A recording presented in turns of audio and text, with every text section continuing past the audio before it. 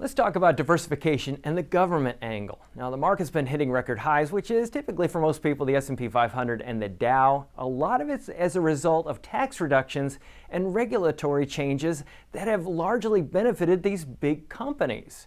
Now, this is already reflected in prices, so they're not a bargain on the table waiting to be picked up. U.S. big companies are selling for 3 to 4 times other segments around the world.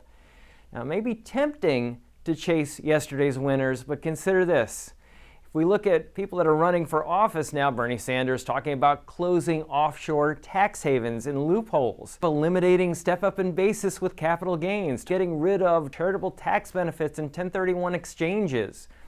Now, regulations could also start to creep back in. I did a thing about the Wall Street Journal doing a study on search engines, and they found that they're overly benefiting big U.S. companies. Now, if that comes under more scrutiny, that may actually negatively affect these companies as well. Now, other countries around the world are also talking about reducing their tax rates, could make them more competitive. Tariffs could come down, and that could have an effect of driving business up in other countries, but also driving more business away from China. Now, we're coming up on an election year. Governments around the world go through changes during election years, and we're no different. Don't let the news and the media pull you off course if you're already well diversified. Now, if you don't know how to measure your diversification, we can show you.